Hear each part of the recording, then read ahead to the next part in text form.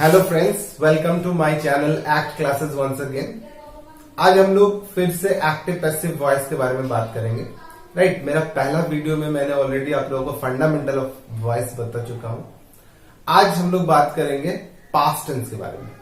तो इस वीडियो को देखने से पहले you must go and watch my first video of active and passive. उससे आप लोगों को प्रेजेंट टेंस कैसे कन्वर्ट करते हैं एक्टिव से पैसिव वो पता चल जाएगा।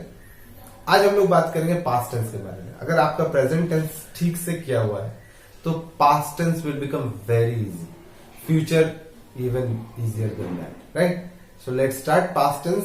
ओके, पास्ट टेंस में हम लोग जानते हैं ठीक प्रेजेंट के जैसा तीन पार्ट होता है, सिंपल, कंटिन्यूस, परफेक्ट। सिंपल में जैसे प्रेजेंट में क्या होता था, subject plus verb one plus object, इसमें होगा subject plus verb two plus object.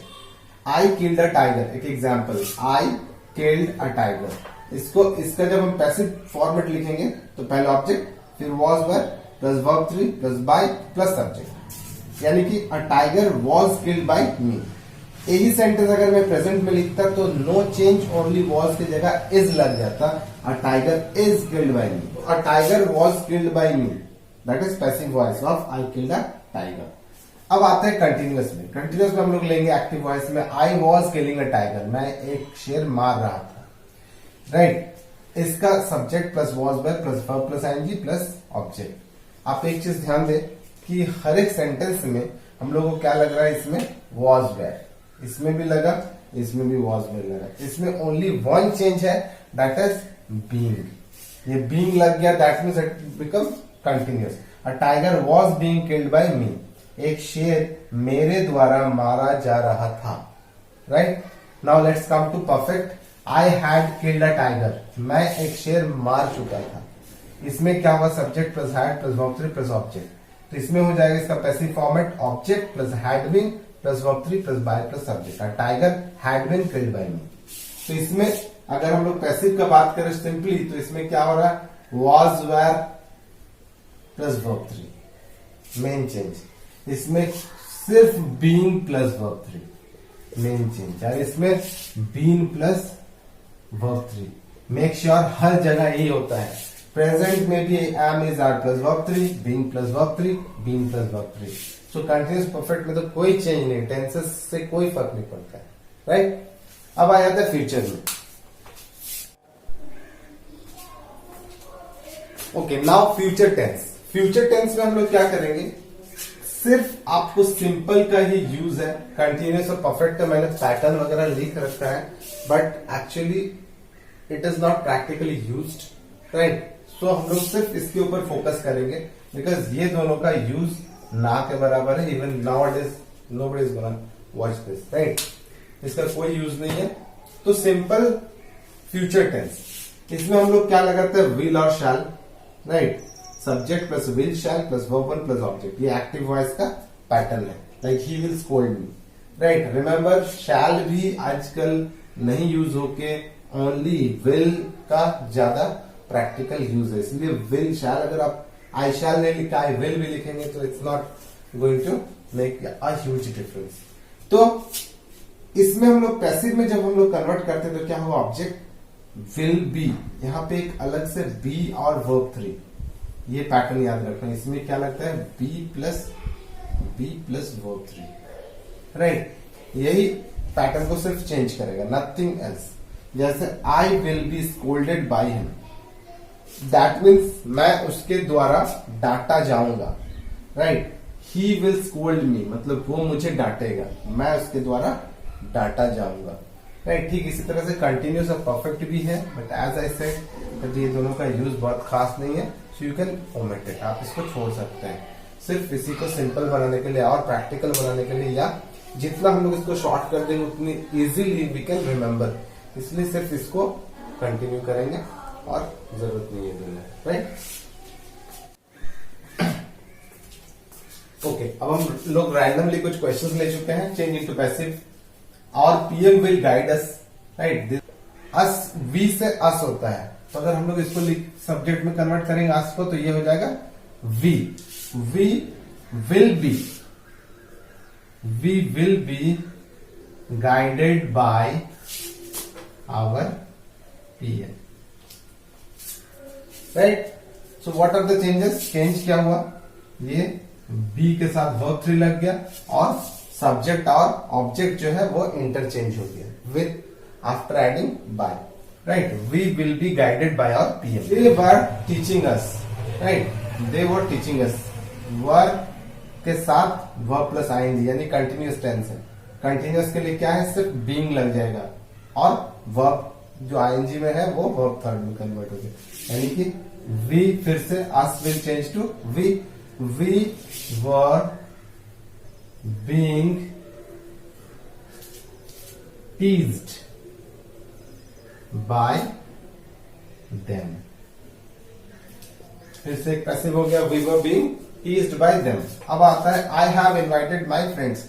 Have invited that is present perfect, क्या हो जाएगा? हैव बीन या हैज बीन, एक बीन के साथ वर्ब 3 लग जाता है इसमें, तो क्या होगा? पहले ऑब्जेक्ट को लिखेंगे, my friends have been invited by me. I have invited my friends have been invited by me.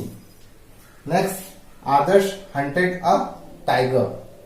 अब फिर से क्या हो जाएगा? a tiger पहले, a tiger. Now इसमें ये बहुत नॉक करने वाली बात है कि ये verb 1 है, verb 2 है, क्या है? hunted. That means it is verb 2. Verb 2 means past tense. Simple past. Simple past में क्या होगा? अगर verb 2 रहे, ज्यादा नहीं सोचना है, अगर verb 2 रहे तो was verb के साथ verb 3 लग जाएगा। A tiger was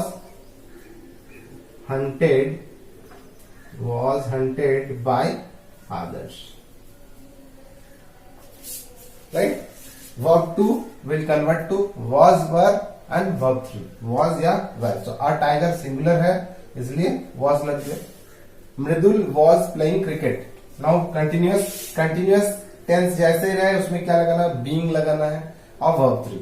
That means cricket was being played by Mridul.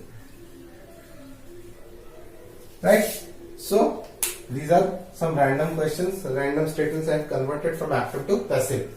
अब हम लोग एक्टिव और पैसिव का आइडेंटिफिकेशन करेंगे। कुछ सेंटेंसेस लिखेंगे, you have to identify whether it is active और पैसिव, राइट?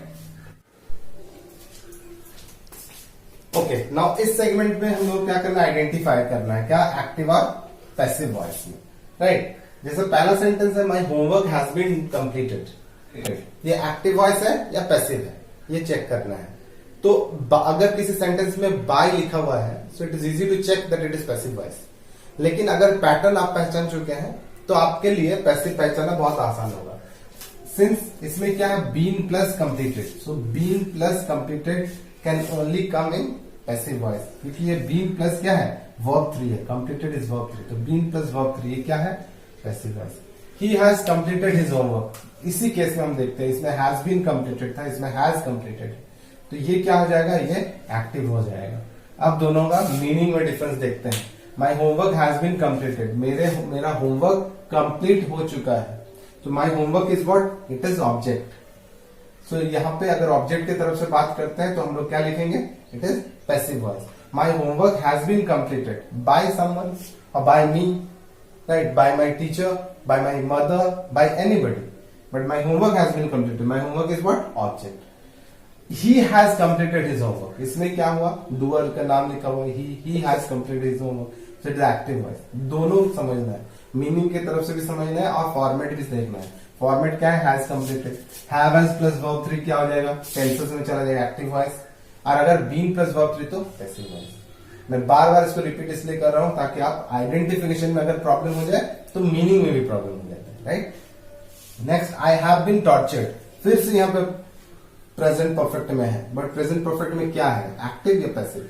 सिंस बीन है, फिर से मैं कह रहा हूं अगर बीन है so sure it is what? It is passive voice. Meaning क्या होगा? आई हैव बीन टॉर्चर्ड, मुझे टॉर्चर किया गया है। ना मुझे टॉर्चर किया गया, I am not doer, I am receiver.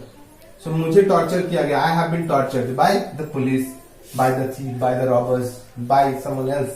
So I have been tortured, no that is what? That is passive voice. फिर से the thief was caught yesterday, the thief was caught yesterday, यहाँ पे was plus verb 3, ये किसी भी active voice में possible नहीं। Was plus verb 3 is what? Passive, simple past का पैसिव फॉर्मेट है। अगर ये रहता द थीफ कॉट यस्टरडे, तो चोर पकड़ा, किसी चीज को पकड़ा होगा। Now the thief was caught, the thief was caught, चोर पकड़ा गया, तो the thief is the object, चोर पकड़ा गया, the thief was caught yesterday. कल चोर को, ये चोर कल पकड़ा गया था, by police, by the local people, by villages, by anybody, but the thief was caught. Now a man was being dragged, right? Being or dragged, right? So it is quite simple. Agar being here verb 3 है, so definitely it is also passive. A man was being dragged. एक आदमी को घसीटा जा रहा था.